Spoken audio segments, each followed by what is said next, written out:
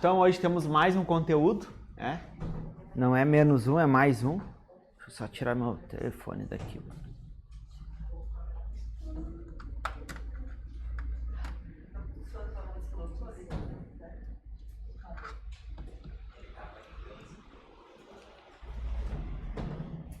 Bom, dentro dos nossos conteúdos, um conteúdo que tá bem claro, né? No edital, principalmente para técnico de enfermagem, hanseníase e tuberculose. Eu fiz uma análise de algumas questões, aquilo que pode ser apresentado para a gente, tá certo? E fiz alguns comparativos com análises de prova, tá? Se a gente pegar algumas provas para Assembleia Legislativa, analista, o nível de questões vem questões bem difíceis, tá? Em relação à tuberculose e à hanseníase. Eu vou continuar nas minhas apostas que para cargo assistencial eles vão manter questões mais tranquilas, tá? Pelo que eu tenho visto num contexto geral das provas, continuo na minha aposta. Mas da FGV tudo pode se esperar, tá? Então eu vou mandar depois lá no grupo algumas imagens de parte dos livros de alguma coisa que possa vir a cair, tá? Que os dois guias são guias de quase 500 páginas cada um, guia para hanseníase e o guia da tuberculose, que não dá tempo. Então eu trouxe o core aqui para vocês, ou seja, aquilo que é o que mais vem caindo, mas depois eu vou colocar lá algumas partezinhas só para a gente ter guardadinho lá, que é algo que porventura vier a cair, tá certo? A gente tá sabendo. Bom, gente, então, começando já direto ao ponto, tá? Importante que eles falam muito hoje em busca ativa, tá? O que é a busca ativa de sintomático respiratório? É aquele paciente, aquele usuário que chega na atenção básica e a gente precisa saber a partir de quando a gente faz essa busca ativa. Então, o agente etiológico, né, é o Mycobacterium tuberculosis, embora que tenha outros, né, são 7 espécies, mas o mais comum para a espécie humana é o Mycobacterium tuberculosis, ok? Em saúde pública, né, conhecido também como bacilo de Koch. Então, falou em tuberculose, falou em Mycobacterium tuberculose e falou em bacilo de Koch. Isso tem que estar diretamente ligado, ok? Tuberculose, Mycobacterium tuberculose e bacilo de Koch. Isso são o agente etiológico, então, da tuberculose. Sintomático respiratório, quem é considerado um sintomático respiratório para a tuberculose? O sintomático respiratório para a tuberculose é o seguinte: na população geral, pessoa que apresenta tosse por 3 semanas ou mais. População geral, 3 semanas ou mais de tosse, tá? Sintomático respiratório na tuberculose, população geral, tosse por 3 semanas ou mais. Ok? Agora, em população consideradas de alto risco, quem são a população considerada de alto risco?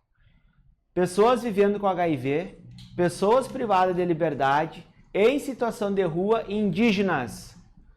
População de alto risco, HIV, privada de liberdade, em situação de rua e indígena. Então, falou em alto risco, nós temos 4 grupos: HIV, privados de liberdade, situação de rua e indígena. Considerar tosse qualquer tempo de duração para a busca ativa. Em uma questão da FGV, eles já cobraram sintomático respiratório, população geral. Só que se ele perguntar em pessoas consideradas de alto risco, eu tenho que saber que é qualquer tempo de duração. Ok? Então, cuidar para não confundir. população geral com população de alto risco. População geral, 3 semanas ou mais. Alto risco, qualquer período de tosse. Quem é o grupo de alto risco? HIV, privados de liberdade, situação de rua e indígenas. Ponto. Fique atento. Tosse, febre ao entardecer, suor noturno, emagrecimento e cansaço, fadiga podem ser tuberculose. Então são sinais. Tosse, febre ao entardecer, suor noturno, emagrecimento, cansaço e fadiga. Então são sinais que ele pode apresentar.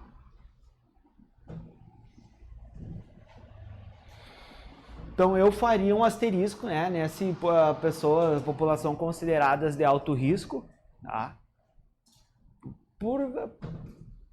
A gente já está analisando FGV já há bastante tempo e eles gostam das coisas diferentes, né? Já percebemos que eles não vão dentro de tudo aquilo que está sendo cobrado pelas outras bancas. Eles pegam aquele contexto, só que eles perguntam, em vez de ir no lado A, eles perguntam o lado B. É isso que a gente tem que ter em mente.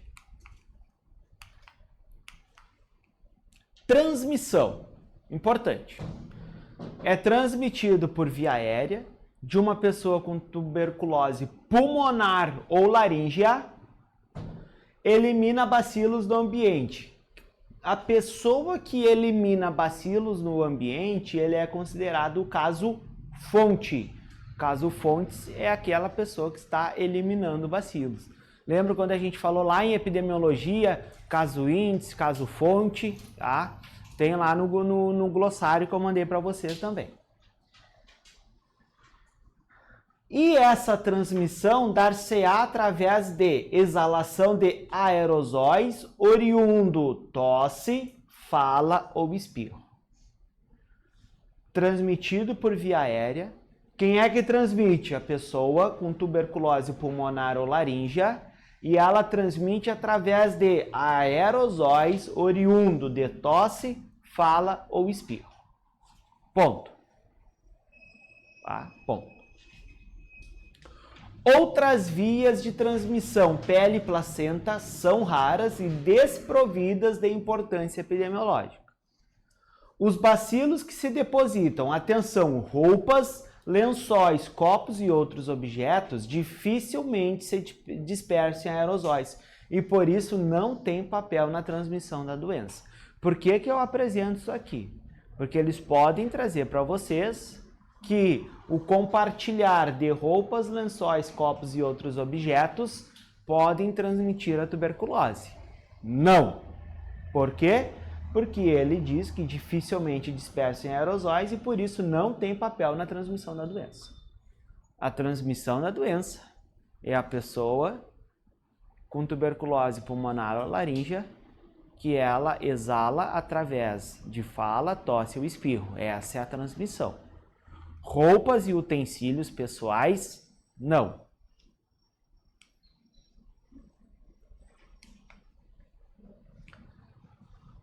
Comumente a gente ouve-se falar no bacilífero. Quem é o bacilífero? Refere-se à pessoa com tuberculose pulmonar ou laríngea, tá certo?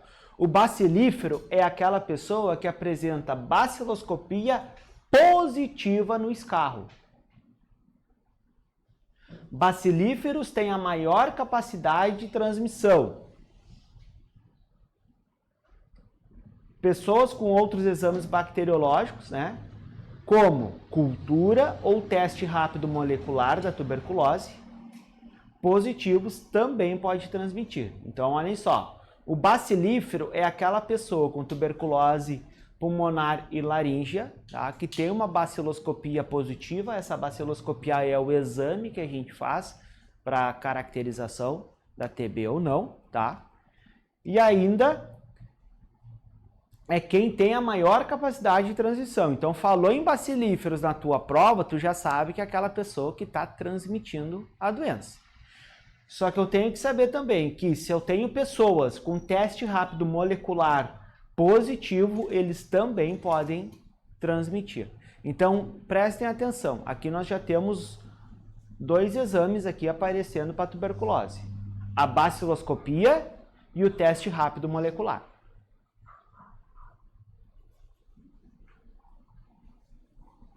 Que ele pode perguntar para vocês. 2 tipos de exame para diagnóstico de tuberculose, para caracterização de positivo ou não. Já sabemos 2. Baciloscopia e teste rápido molecular. TRM, né? Exatamente.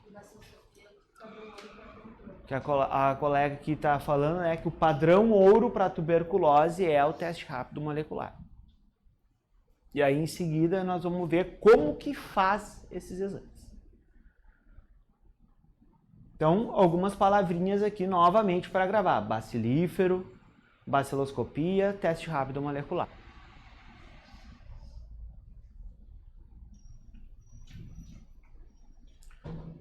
Os pacientes com exame bacteriológico de escarro positivo sustentam a cadeia de transmissão. Quem são os pacientes com exame bacteriológico positivo?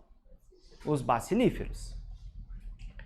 Estima-se que uma pessoa com baciloscopia positiva infecte de 10 a 15 pessoas em média em uma comunidade durante um ano. Todas essas frases que estão aparecendo para vocês já foram questões de prova, já apareceram em assertivas de prova. Por isso que elas estão aqui. Todas.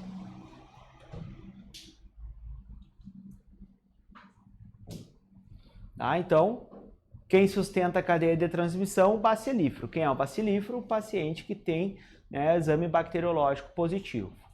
E ainda, essa pessoa ela pode infectar de 10 a 15 pessoas em um ano.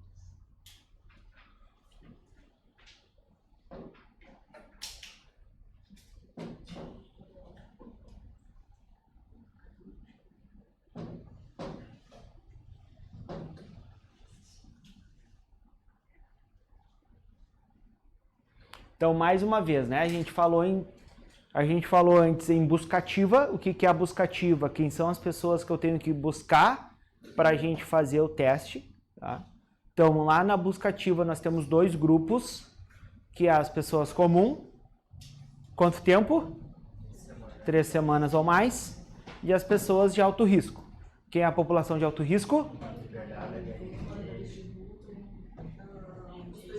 HIV, privado de liberdade, situação de rua e indígena. Ponto. Para essas pessoas, quanto tempo? Qualquer período de tosse. Ok. Tá? Sintomático respiratório. Tá? O sintomático é a pessoa que durante a estratégia programática de buscativa apresenta tosse por 3 semanas ou mais. Em grupos, população normal. Essa pessoa deve ser investigada para tuberculose através de exames bacteriológicos. Sinais e sintomas, o que a gente tem aqui, ok? Os sintomas clássicos são tosse persistente, seca ou produtiva, tosse seca ou produtiva, febre vespertina, sudorese noturna e emagrecimento. Então, um paciente com tuberculose, ele pode ter tosse seca ou produtiva. Não é um nem o outro, é um ou o outro. Importante que nessa tosse, né, nos casos que a tosse ela é produtiva, ela pode ser purulenta ou mucoide, com ou sem sangue.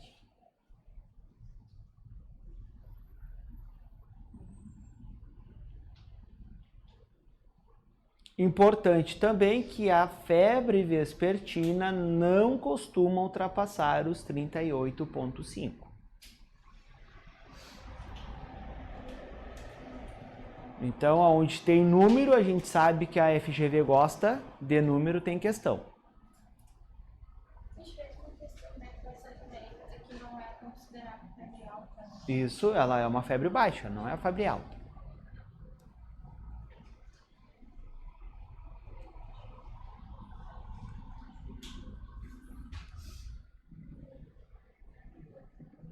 Dúvidas até aqui? Perguntas? Não? Tranquilo? Ok. Diagnóstico. Então, nós já vimos quem é a tuberculose, já vimos o seu agente etiológico. Quem é o agente etiológico? Mycobacterium tuberculosis, também conhecido como bacilo de Koch. Perfeito. Já vimos quem são os sintomáticos respiratórios para buscativo. Isso aí já está na massa. População geral e população de alto risco, ok? Já vimos sinais e sintomas. Que a tosse ela pode ser seca ou produtiva, a febre, né, a temperatura não passa os 38,5. A tosse, em caso de tosse produtiva, ela pode ser mucopurulenta ou sanguinolenta, tá? Não necessariamente tudo ou junto, pode ser um ou o outro, tá certo? Então, detalhezinhos que lá no material de síntese depois de vocês, isso aí tem que estar anotadinho, que são os principais pontos. E aí, agora nós vamos falar sobre o diagnóstico. Beleza, nós sabemos o que é a tuberculose, nós sabemos lá o seu agente etiológico, nós chegamos, né, vimos sinais e sintomas dentro daquele quadro clínico que a gente já apresentou para vocês e sabemos quem são os sintomáticos respiratórios. Então, agora a gente precisa realmente o quê? Diagnosticar, através da baciloscopia, por exemplo. Indicado, sintomático respiratório, suspeita clínica ou radiológica de tuberculose pulmonar ou laríngea, independente do tempo da tosse, suspeita clínica ou tuberculose extrapulmonar. Independente da suspeita clínica, é o paciente indicado para fazer baciloscopia. Certo? A baciloscopia deve ser realizada em 2 amostras. Baciloscopia, 2 amostras, uma no momento da identificação da pessoa e a outra na manhã do dia seguinte, preferencialmente ao despertar, independentemente do resultado da primeira. Então, baciloscopia, 2 amostras. A primeira no ato, então a primeira na identificação da pessoa, toma aqui o potinho. E a segunda, na manhã do dia seguinte, tá? Preferencialmente ao despertar. E eu não preciso esperar o resultado da primeira para coletar a segunda. Ok? Então, baciloscopia, 2 amostras. Atenção! Baciloscopia positiva e quadro clínico compatível com tuberculose consolida o diagnóstico e fundamenta o início de tratamento. O que fundamenta o diagnóstico? O que sustenta? Baciloscopia positiva e clínica condizente com o caso. Baciloscopia positiva mais clínica positiva, ela é igual TB positivo.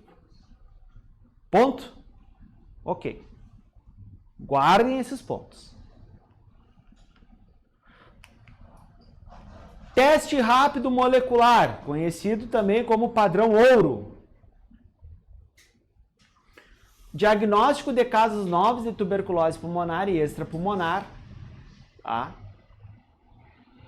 E na triagem da resistência à rifampicina, nos casos de retratamento. O que é um retratamento? É a pessoa que teve TB e voltou no caso, e ele precisa retratar. Em caso de falência ao tratamento ou suspeita de resistência. Tá? Como que é feito, então, o TRM? O TRM é o seguinte. Ele trabalha com DNA, tá? E de cepas resistentes à rifampicina. O que é essa resistência à rifampicina? A rifampicina é uma medicação para tal. E aí ele vê também se a pessoa é resistente a esse tratamento ou não. Importante. O teste apresenta o resultado em 2 horas, necessitando somente de 1 amostra de escarro. Baciloscopia, 2 amostras distintas em 2 dias. Teste rápido molecular, 1 amostra, resultado em 2 horas. Não trocar baciloscopia com teste rápido molecular. Baciloscopia, 2 amostras, 2 dias distintos. Teste rápido molecular, 1 amostra, o resultado sai em até 2 horas. Atenção! o teste não pode ser usado para acompanhamento dos casos, sendo necessária a realização de baciloscopia para controle. Então ele vai perguntar para você se o teste rápido molecular é utilizado para controle. Não! O teste utilizado para controle é a baciloscopia. Perfeito?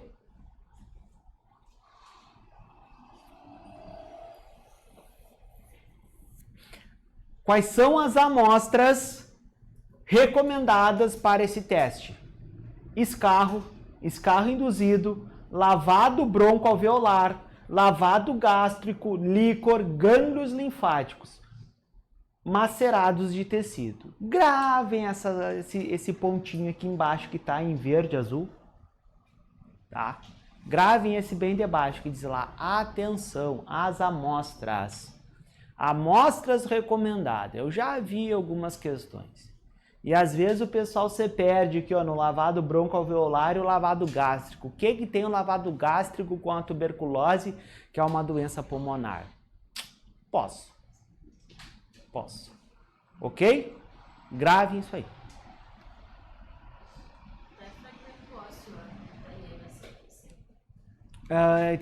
Tem mais um. Só não aceita fezes, né? Isso. Quase tudo aceita, sim. Agora me fugiu. Tem mais um assim que é dos casos raros, assim, eu vou me lembrar e vou trazer. Então é importante saber que pode quase tudo, tá? Falou em teste rápido, pode quase tudo. Cuidem isso aí. Por que eu digo isso? Para a gente não fechar somente no pulmão e perder uma questão disso aqui.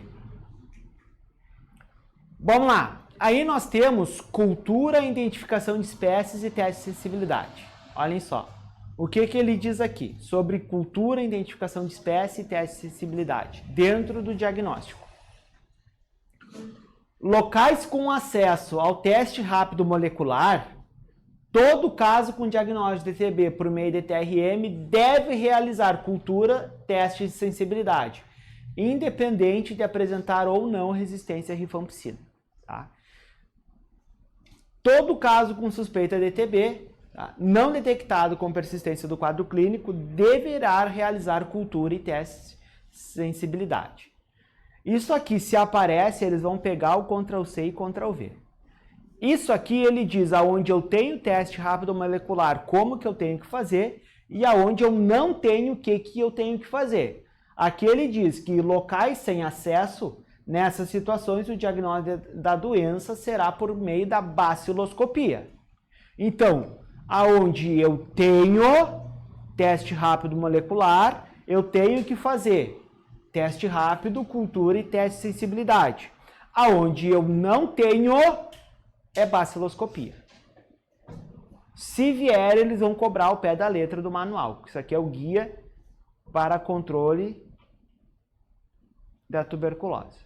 Quase 500 páginas. Se vocês quiserem, eu posso liberar o guia para vocês lerem. Tá? Só que daí tem o da hanseníase, e os dois dá quase 1000. Bem tranquilo. Dá tempo. Tá? Vamos lá.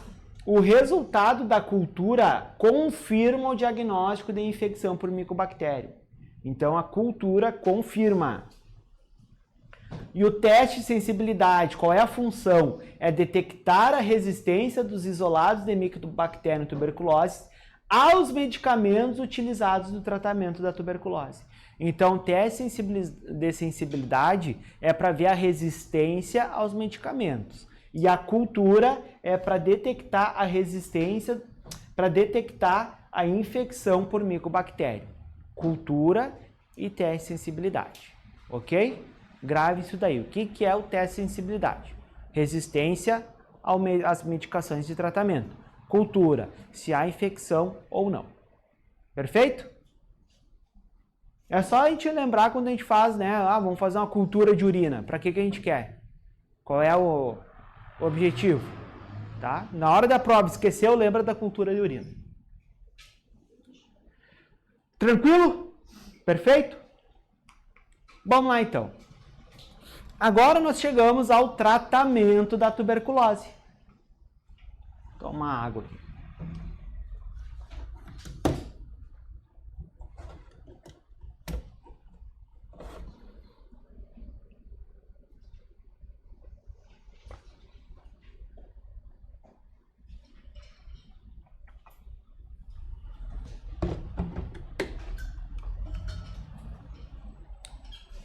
Bom, relacionados ao tratamento. Para adultos e adolescentes, esquema básico. Então é importante que eu tenho uma fase intensiva e uma fase de manutenção no tratamento normal, tá? Uma fase intensiva e uma fase de manutenção. Fase intensiva são 2 meses. Fase de manutenção são 4 meses, totalizando 6 meses. Importante. Quais são as drogas utilizadas? Então, na intensiva, o que é algo intensivo, eu venho com uma força maior. São 4. Quando eu quero fazer manutenção, eu não preciso ir com time de peso, eu posso diminuir. Então, são 2. 4 medicações para 2 meses. Na fase de manutenção, 2 medicações para 4 meses. Quais são as medicações que a gente utiliza? Rifampicina, pirazinamida, isoniazida e antambutol. São as 4 medicações utilizadas aqui.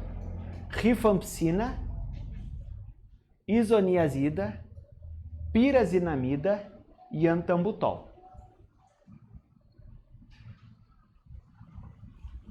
Vamos ao quadro.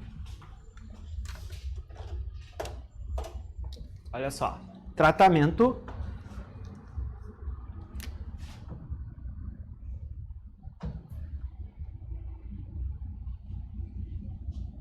TB. Normal.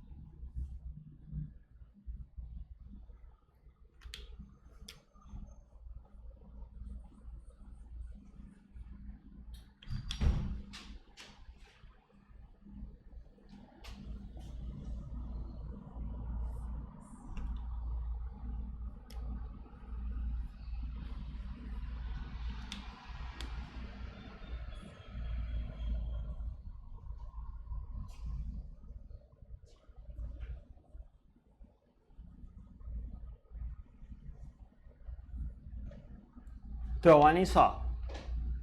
Tratamento da TB. Eu tenho uma fase intensiva de 2 meses, que eu utilizo 4 medicações. RHZE, rifampicina, isoniazida, pirazinamida e antambutol. Na fase de manutenção, são 4 meses, aonde eu utilizo rifampicina e isoniazida.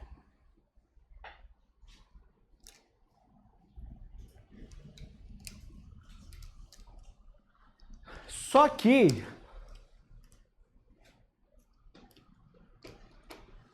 o que os desgraças já cobraram numa prova?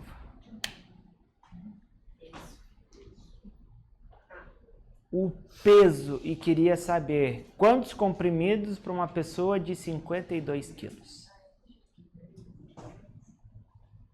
Daí tu tem que saber 20 a 35, 36 a 50, 51 a 70 e acima de 70.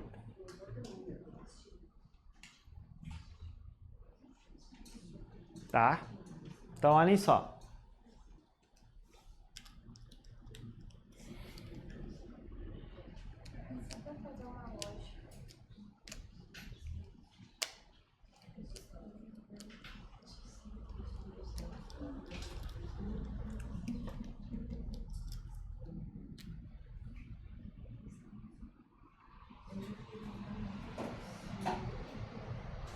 Eu não vou escrever aqui, senão o pessoal não vai... Olhem, vocês conseguem enxergar, acompanhar no material de vocês aí? Se cair uma questão desse estilo, tá? Desse estilo. Primeira coisa que eu tenho que saber. Fase intensiva. O mínimo de comprimidos são 2, o máximo são 5. Tá? O mínimo é 2 e o máximo é 5. Então eu sei que eu tenho que colocar, se eu cair uma questão, nós vamos fazer 2, 3, 4, 5. Ponto. 2, 3, 4 e 5. O 5 eu já sei que é acima de 70. Então, e aí eu tenho que trabalhar com uma lógica. Quanto mais pesado, mais a dose. Quanto menos pesado, menor a dose. De 20 a 35 quilos, dá 15, são 2. Depois eu jogo mais 15, que dá de 36 a 50. Eu jogo mais 15, que é a diferença de peso de um para o outro, tá? Depois, o que ele faz? Então, nos dois primeiros, a diferença é 15. Depois, a diferença é 20. 20 quilos, tá? Vou explicar de novo. Para a gente fazer essa tabela, é o seguinte. 2, 3, 4 e 5. Ao lado, eu sei que o 2 começa com 2, então o 2 começa com 20. E eu sei que o 5 é acima de 70, então eu tenho que encaixar os valores. Eu sei que os dois primeiros a diferença é 15 e no outro a diferença é 20. Como assim os dois primeiros é 15? De 20 a 35 quilos. Depois eu tenho de 36 a 50. E depois de 50, a diferença é 20, 50, 70. Me fiz entender? Isso assim, ó, para uma questão que... Eu espero que eles não cobrem esse tipo de questão, porque isso aqui é decoreba pura. A não ser para quem se é por um cargo de enfermeiro de atenção básica, ok. Mas não é o caso de vocês. Tá? Não é o caso de vocês. Mas, porém, todavia, contudo, entretudo, senão, pode aparecer.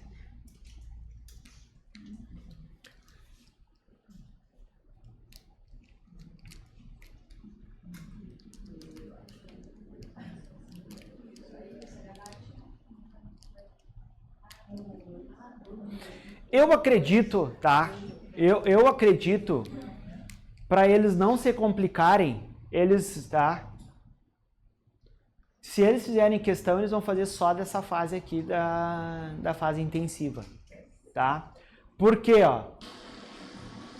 Porque de 20 a 35 quilos pode ser um comprimido ou 2. De 36 a 50 é 1 ou 3. De 51 a 70, de 2 ou 4. E acima de 70, 2 mais 1 ou 5. Tá? Então, fica muito confuso aqui, porque ele me dá aquela brecha 1 ou 2. Só se eles cobrarem literal. Pô, se eles cobrarem literal, aí é uma decoreba pura, tá? Então, importante dar uma olhada na questão dos pesos e na questão de quantos comprimidos, porque já caiu por uma questão de analista, que é um cargo muito difícil. Aí eu concordo que um analista, um auditor, ele realmente tem que saber isso aí, tá certo? Agora, para um cargo assistencial, para Ipsero, não acredito eu que não.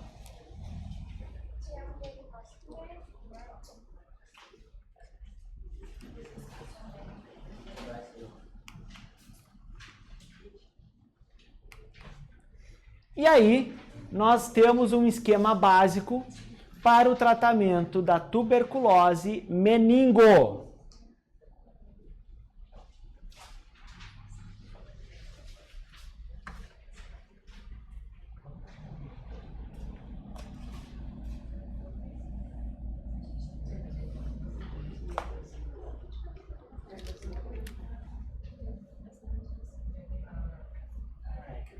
Trocou aqui, tá? Meningoencefálica.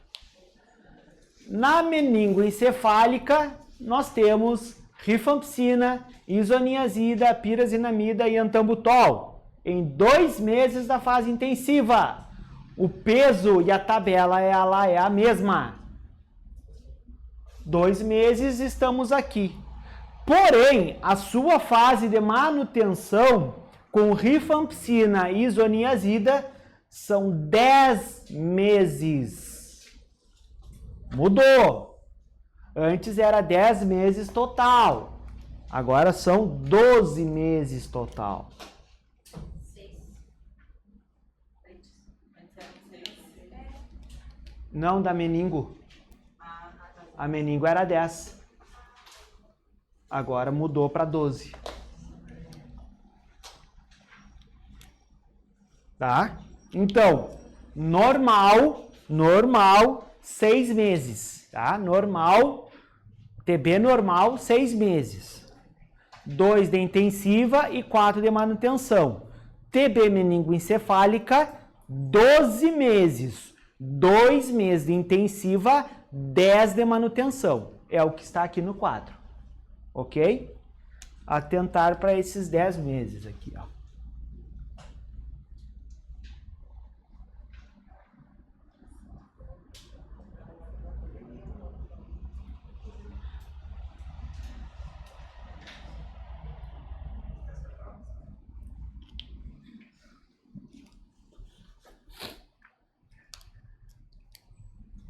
Tranquilo, então, a diferença de um tratamento para o outro?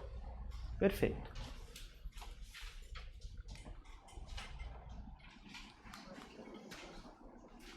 Tratamento de tuberculose em gestante. Esquema básico de tuberculose pode ser administrado nas doses habituais para a gestante, associado à piridoxina 50 mg dia. Ok? Então, eu tenho que trazer a piridoxina junto para tratamento em gestante. Não há contraindicação para amamentação a pessoa com tuberculose. E recomenda que a mãe faça o uso de máscara cirúrgica ao amamentar e cuidar da criança enquanto apresenta baciloscopia positiva. Piridoxina na gestante, associa esse nome, e não há contraindicação.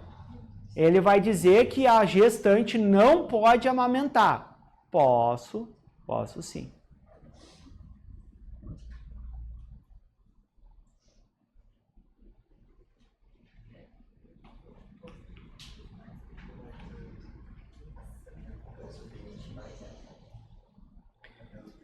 Efeitos adversos dos medicamentos da tuberculose.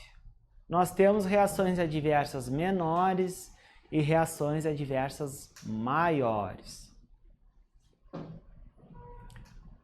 Vocês vão colocar asterisco em alguns aí. Rifampicina, urina de cor avermelhada. Podem colocar o asterisco na rifampicina.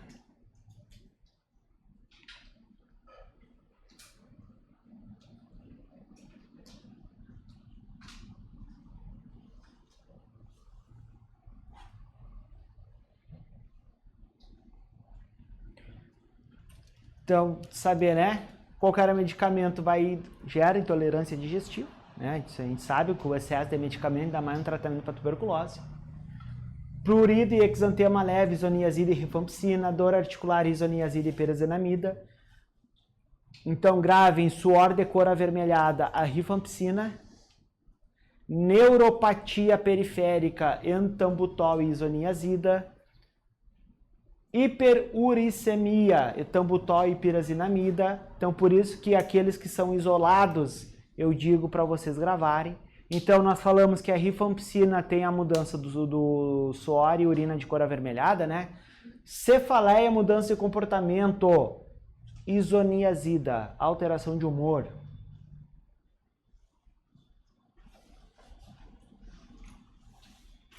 Então, essas são as reações adversas menores. E aí, agora, nós temos as reações adversas maiores. Importante: psicose, crise convulsiva, encefalopatia, isoniazida.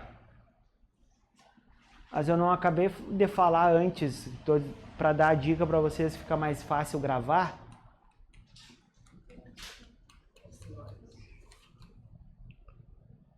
Eu não disse que a isoniazida faz alteração de humor? Então, tanto nas menores quanto nas maiores. Gravem isso, tá? Porque se falar em psicose, se ele falar em insônia, se ele falar...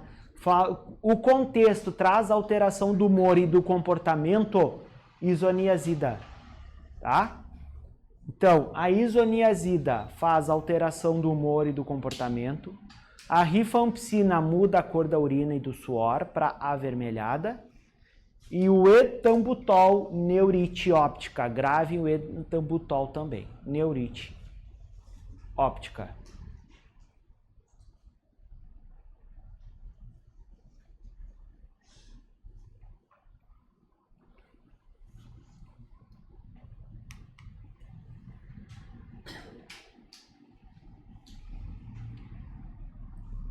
Rabdomiólise com mioglobinúria e insuficiência renal. Pyrazinamida. Lá embaixo, lá. O último.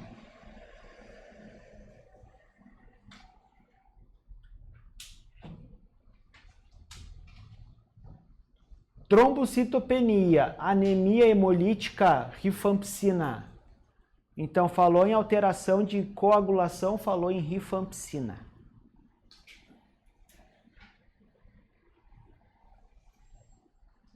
É bastante coisa, né?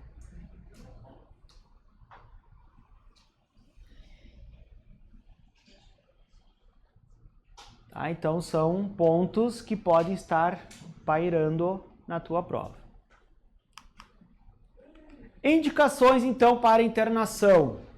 Tuberculose meningoencefálica, intolerância aos medicamentos para o tratamento da tuberculose, estado geral que não permita tratamento em ambulatório, intercorrência clínica ou cirúrgica relacionada ou não a TB, tá? E situação de vulnerabilidade social. São os pontos que indicam a internação do paciente para o tratamento.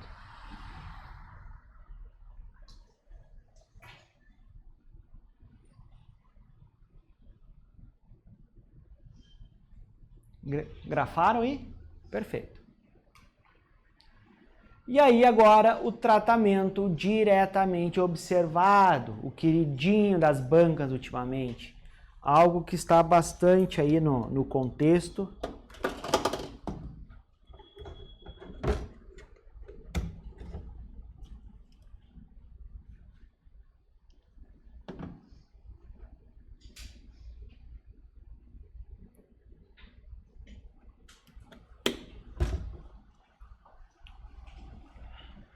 Seguinte, tratamento diretamente observado é o tratamento que o paciente, o usuário, ele vai fazer sob a supervisão de um profissional, tá? Esse é o TDO, tratamento diretamente observado. Ele é indicado como a principal ação de apoio e monitoramento do tratamento das pessoas de uma forma humanizada.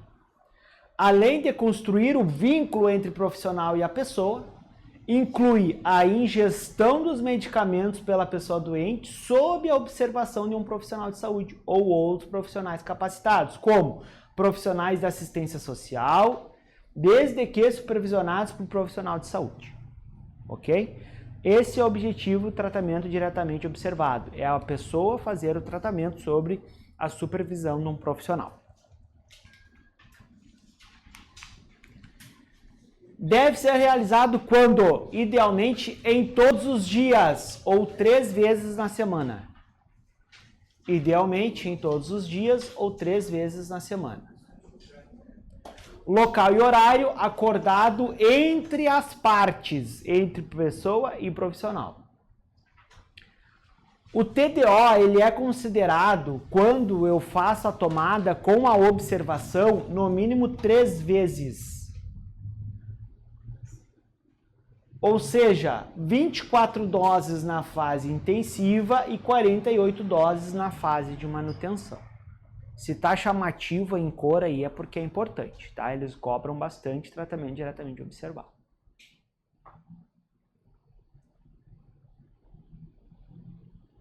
Importante que nos dias em que a dose não for realizada, orientar a pessoa a não interromper o tratamento, inclusive finais de semana.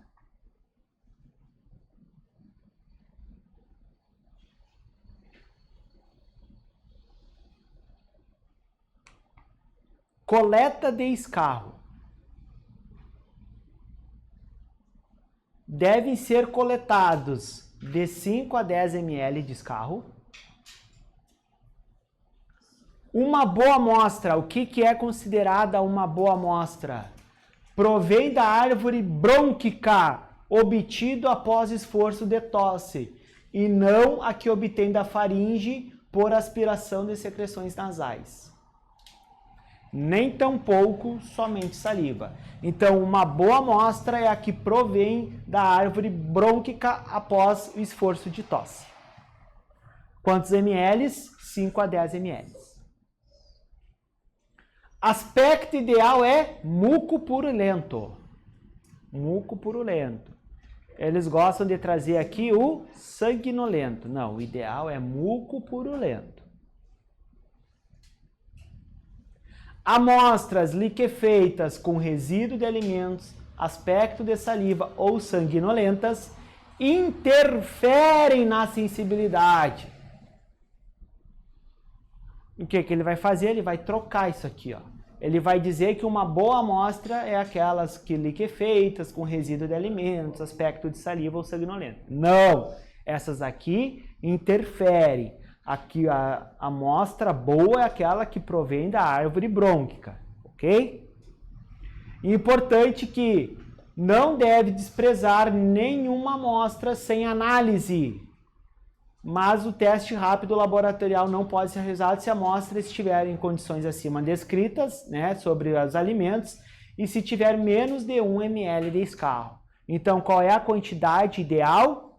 5 a 10. Qual é a amostra boa? Que provém da árvore brônquica. Com saliva, restos de comida sanguinolenta? Não, elas interferem no resultado. Então aqui, tá, sobre diagnóstico de casos novos e retratamentos. O que a gente deve fazer, né? Baciloscopia, 2, primeira amostra na primeira consulta ou na visita domiciliar e a segunda amostra na manhã do dia seguinte. Aqui já estamos revisando o que a gente viu lá atrás. O teste rápido molecular é uma na primeira consulta ou na visita domiciliar. E para acompanhamento de casos, a gente vai fazer baciloscopia, uma, né, por mês de tratamento, no dia da consulta mensal de acompanhamento. Então, cada consulta mensal de acompanhamento, a gente faz baciloscopia para acompanhar. Lembra que ele diz que a gente não faz teste rápido molecular?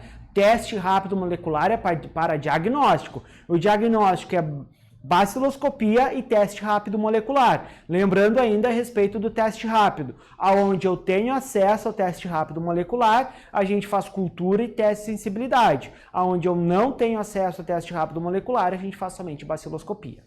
Certo? As coletas devem ser realizadas em locais abertos, preferencialmente ao ar livre, onde o paciente disponha de privacidade.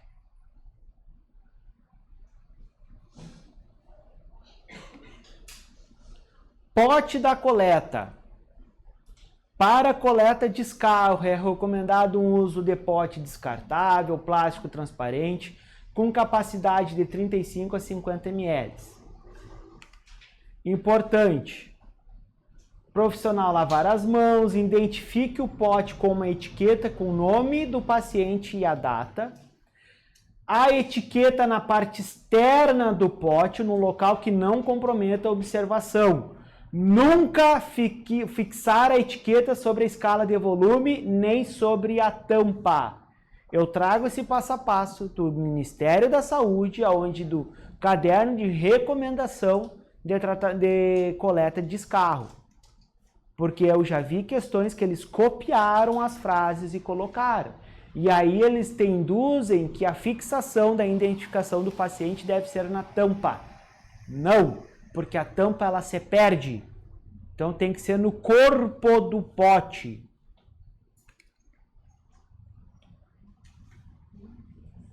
A marca de 10 ml deve ser reforçada com caneta. Ok?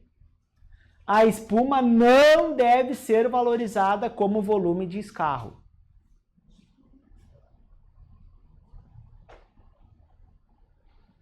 Então, olha só. Identificação no corpo do pote. A identificação não pode tapar os mLs. E a identificação não pode ser na tampa. Ok?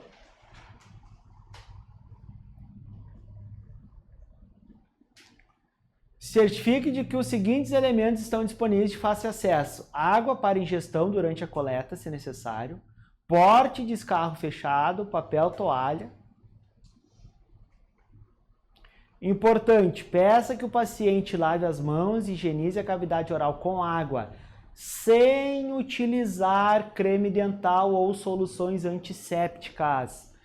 Creme dental ou soluções antissépticas para o gargarejo não pode, porque é sem utilizar.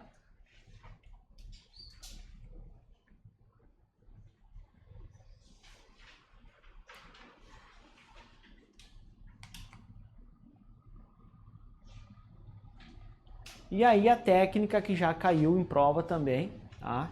Inspirar profundamente, reter o ar por alguns instantes. Repetir esse procedimento 3 vezes. Imediatamente após o ato de tosse, o paciente deverá abrir o pote e expectorar dentro dele. Tá? Então, aqui o passo a passo. Eu trouxe o passo a passo, porque isso aqui já foi questão de prova. Repetir esses procedimentos quantas vezes for necessário até que o volume de 10 ml seja atingido. Caso não seja possível esse volume, estimular o paciente para repetir os procedimentos para expectoração. Lembrando que o volume é de 5 a 10 e a espuma não deve ser levada em consideração.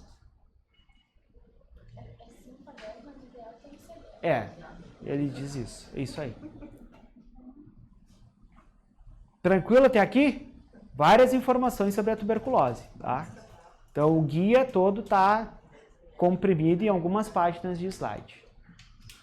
Observações. Oriente o paciente a ingerir o maior volume possível de água durante a noite. É permitida a ingestão de água durante o período de jejum. Tá? Então eles dizem que o paciente tem que ficar em jejum e não pode tomar água. Não, tá errado, pode. É importante que não haja na amostra resíduos alimentares ou de medicamentos. Preferencialmente em jejum para evitar resíduos alimentares da amostra de escarro. Aos pacientes que já estão em tratamento, ingerir os medicamentos após a coleta de escarro, né? Porque após para não interferir. E não utilizar creme dental ou soluções antissépticas. Então aquilo que está em negrito é que é importante. Então isso aí tudo depois tem que estar na massa. Transporte. O paciente deve transportar o pote com escarro no saco plástico até a unidade de saúde ou laboratório. Idealmente em 2 horas do momento da coleta. Onde tem número, tem questão, tá? 2 horas. Gravem isso, marquem isso. Anotem isso.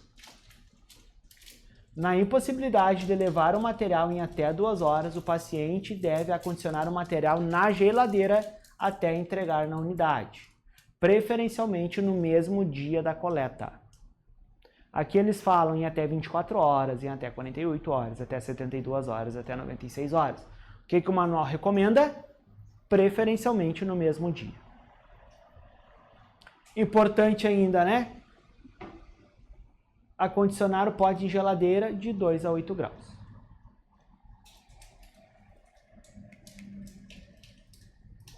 O que é aquela prova tuberculínica que eles pedem? É tuberculose latente. E ela tem uma questão em relação, eu observei, sobre a medida da duração. Eu trouxe a questão e aí nós vamos discutir a prova tuberculínica na questão. Intervalinho? Bugou o sistema? Perfeito.